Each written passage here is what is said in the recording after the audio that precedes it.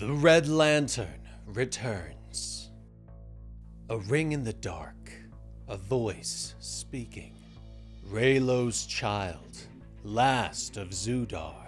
You exist at the red level of light, the voice calls. Suddenly, the ring of light is broken by red cracks.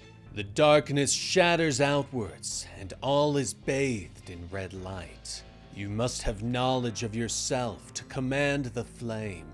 You must be without anger. Entirely without, the voice starts to say. But a ring wielder appears, floating in the red light. Who says? Where were you when my planet died? Where were you when I took these powers? What do you know, voice of Oa? Have you ever suffered? The wielder bellows in rage. Hal Jordan repeats these words as he finally awakens and finds Simon Baz by his bedside. Hey, he's awake, Simon calls to the others. Shortly, Hal's sitting at a table with Joe, Cam, and Kari. I was out for 3 weeks? No wonder I feel depressed, Hal notes as he sips his drink. What is this? A milkshake? Kari nods with a smile. It's that tech bro stuff. Full meal in a bottle. My idea. I thought it was better than solid food for you. We don't want you getting sick, she explains. Hal looks at everyone else in the room. I'm sorry.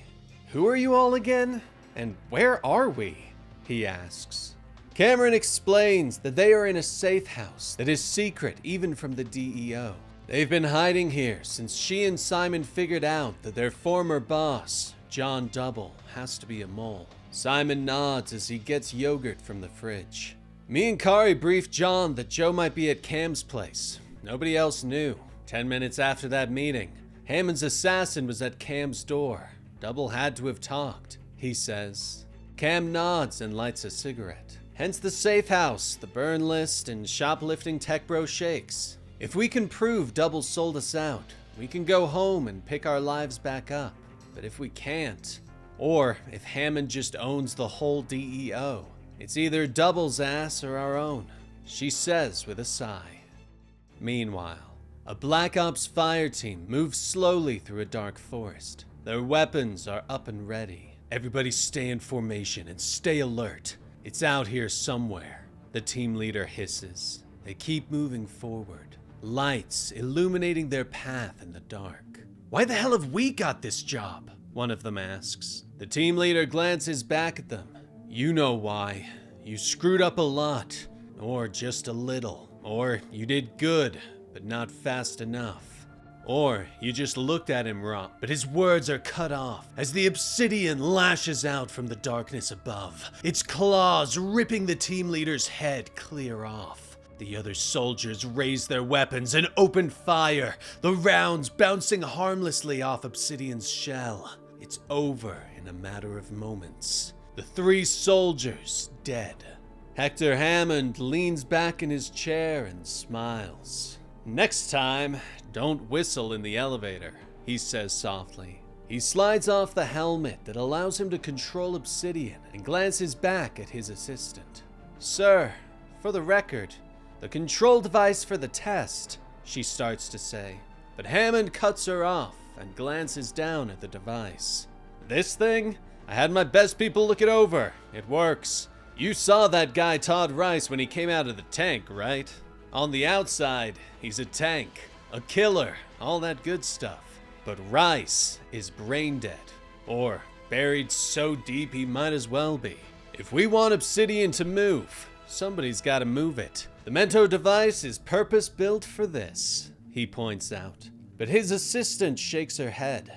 Hardly. Did you read Professor Dayton's notes? He was contacting alien intelligences with that thing. It's a lot more than a remote control. It's dangerous, she reminds him.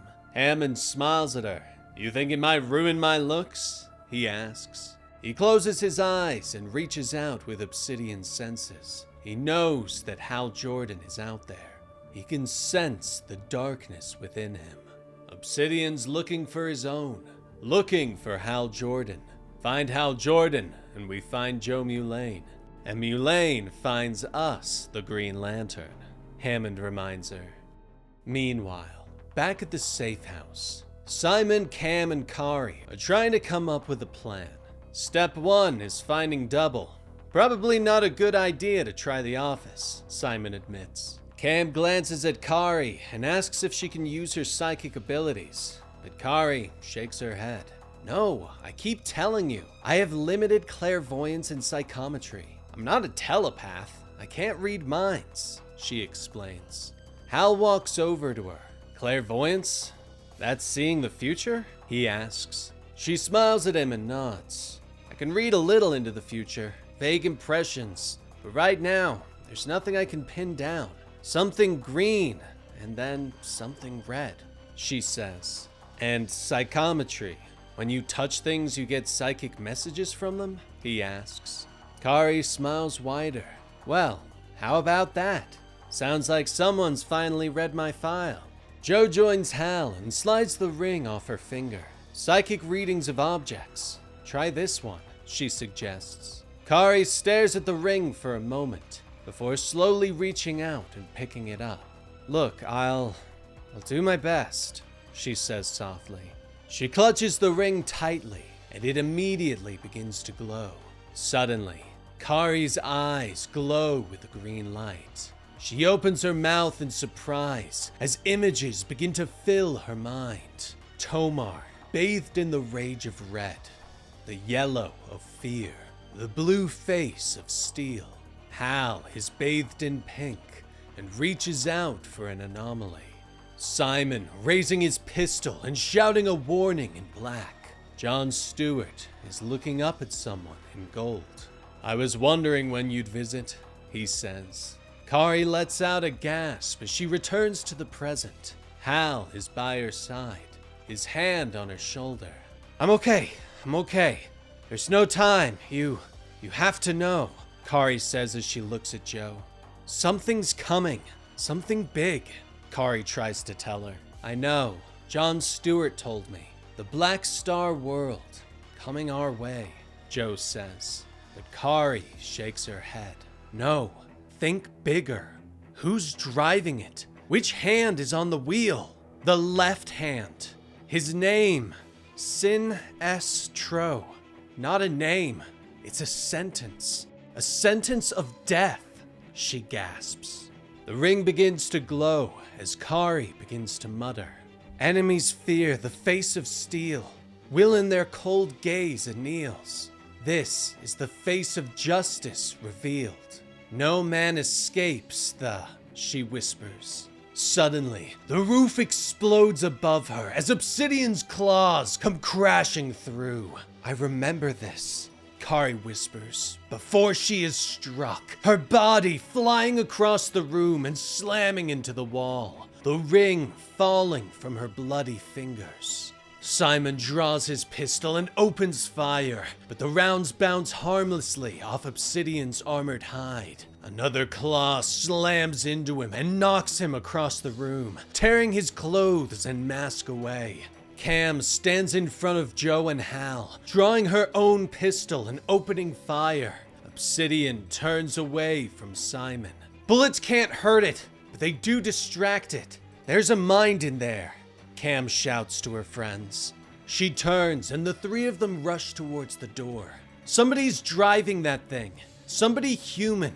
Humans we can fight, Cam shouts. Sure, but let's run first, Hal suggests as he rushes towards the door. But suddenly, Obsidian speaks.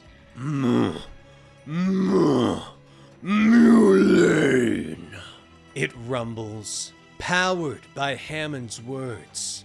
It knows you, Hal says as they stop short. Where's the ring? Jo shakes her head and motions to the debris and destruction at the far end of the room. With Kari under the rubble, she whispers.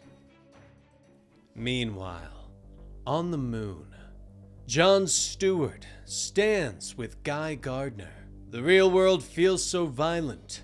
All the atoms smashing together. Stars and people dying and being born. So much commotion. I liked it better in there, Guy says gently as he motions to the Green Lantern ship.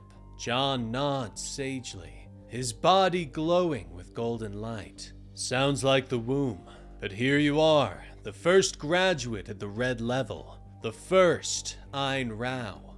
Congratulations, Guy. How many are we looking at, do you think? John asks. Guy shrugs as the red burns around him. Out of 2,814, single digits, at all levels. We're just not ready, John. Humans, I mean, Guy tells him. But he stops and looks up.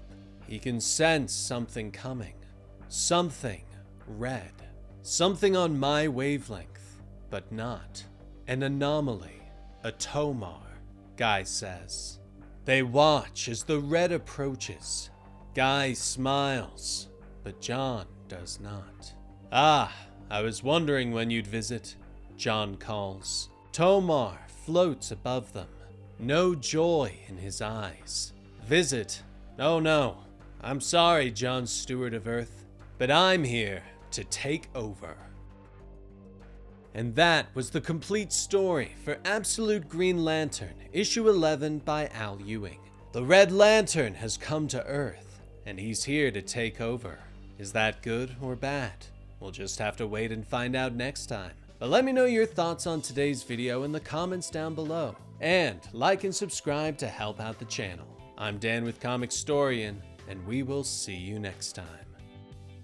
Rest in peace, Benny.